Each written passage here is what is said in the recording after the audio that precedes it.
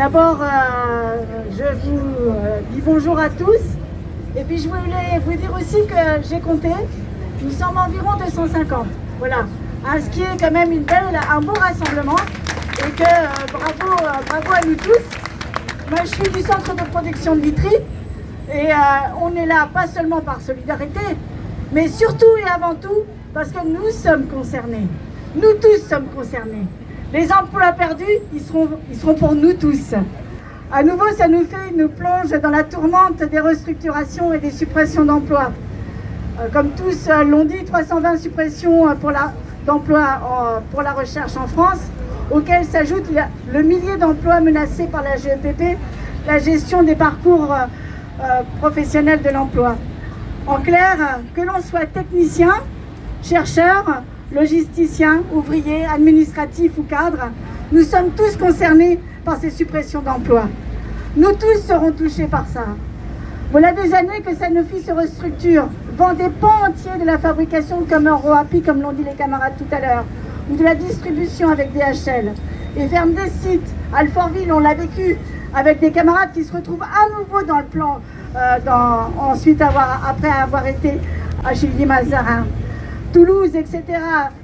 La liste est tellement longue que j'ai pas pu la mettre. Et voilà des années que les actionnaires empochent les dividendes et qu'ils en veulent toujours plus. La santé est le moindre de leurs soucis. Que leurs décisions provoquent des ruptures de médicaments et des difficultés pour se soigner et que chaque restructuration nous qui bossons pour eux, nous mette en danger. Parce que c'est notre quotidien qui est en danger. Pour eux, les médicaments sont des marchandises. D'ailleurs, il suffit de voir comment Sanofi s'écharpe avec la Direction Générale de la Santé pour faire augmenter les prix du vaccin antigrippal Effluelda. Toutes leurs décisions sont prises en fonction du marché, en fonction du prix et rien d'autre. La santé, ça ne les intéresse pas. Sanofi a décidé de développer les molécules à haute valeur ajoutée, ce qui rapporte un peu moins, comme ce qui se passe à l'usine. Le Taxoter est menacé de fermeture. Voilà, pardon. Le Taxoter va fermer, la fabrication du Taxoter, avec 42 emplois derrière. Le Taxoter, ça a rapporté beaucoup au patron, à Sanofi. Ça a rapporté énormément. Et aujourd'hui, c'est pas que ça rapporte pas, c'est que ça rapporte pas assez. Alors les conséquences pour tout ça, peu leur importe. Que demain, les difficultés arrivent, peu leur importe. C'est partout dans le monde que les travailleurs de Sanofi sont touchés par la perte de leur emploi. En Belgique, aux États-Unis où les travailleurs ont été licenciés en une semaine. En Inde, Sanofi déborde d'argent et voudrait que nous acceptions leur politique sans mot dire.